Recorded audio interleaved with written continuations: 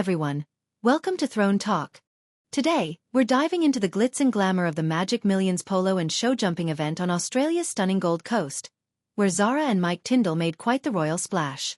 Your brand new source for all the latest royal happenings, celebrity moments, and a little bit of gossip to spice things up. And hey, before we saddle up and jump into this story, don't forget to hit that subscribe button and join the Throne Talk family. Trust me, we're just getting started, and there's so much more to come. So, go ahead, subscribe now, and let's get this show on the road. Alright, let's talk about Zara and Mike Tindall.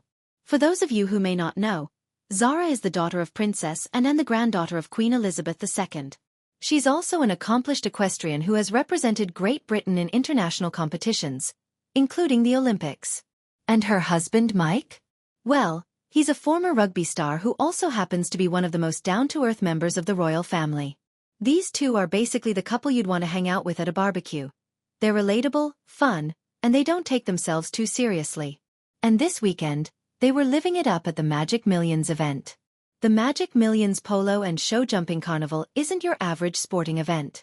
It's an annual celebration that combines the elegance of equestrian sports with the laid-back vibes of the Australian Gold Coast.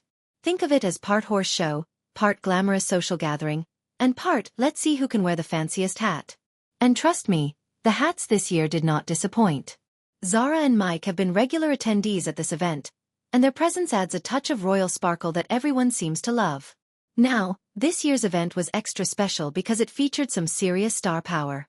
Elsa Pataky, the actress and wife of Chris Hemsworth, Thor, was also there as a global ambassador for the event.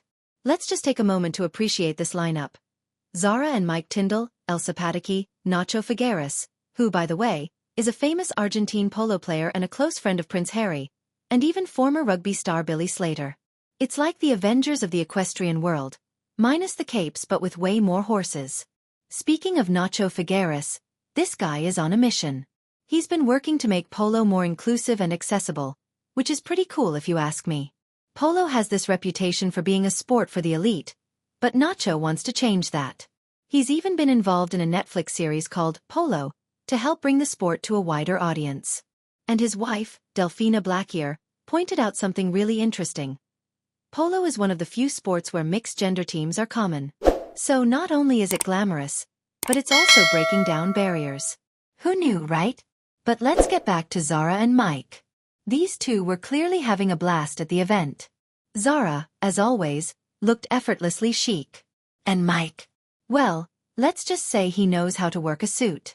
These two bring a level of relatability to the royal family that's so refreshing. You can just tell they genuinely enjoy being around people, whether it's at a high-profile event like this or during their downtime. Now, here's where things got a little dramatic. The Magic Millions Carnival faced some challenges this year when the inaugural Twilight race meet had to be relocated to the Sunshine Coast. Why, you ask? Potential track poisoning. Yes, you heard that right. Apparently, there were concerns that the track might not be safe, so the organizers made the decision to move the races. But here's the thing, despite this setback, the event was still a huge success. The polo and show jumping events went on as planned, and the crowds loved every minute of it. One of the highlights of the Magic Millions Carnival is the beach race on Surfer's Paradise. Imagine this, beautiful horses racing along a pristine beach with the ocean as their backdrop.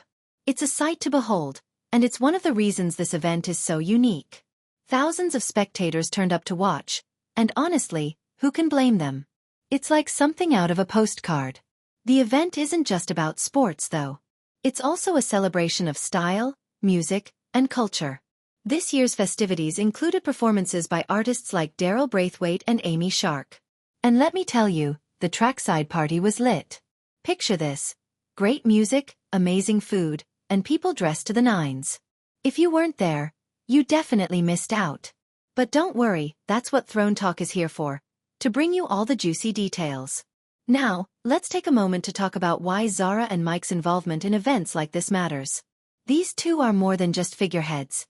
Zara, with her equestrian background, brings credibility and expertise to the table. And Mike? He's the ultimate hype man. Together, they're using their platform to promote equestrian sports and charitable causes. And in doing so, they're making these events more accessible and relatable to people like you and me. Before we wrap this up, let's take a moment to appreciate the magic of Magic Millions. It's not just about the horses or the celebrities. It's about the community. Events like these bring people together, whether they're seasoned equestrian fans or newcomers just looking for a good time. And with people like Zara and Mike leading the charge, it's no wonder this event continues to grow in popularity. Alright, folks, that's all for today's episode of Throne Talk. If you enjoyed this royal adventure, don't forget to give this video a thumbs up, share it with your friends, and hit that subscribe button. We're just getting started, and trust me, there's so much more to come. Thanks for tuning in, and as always, stay curious, stay kind, and stay fabulous. I'll see you in the next one.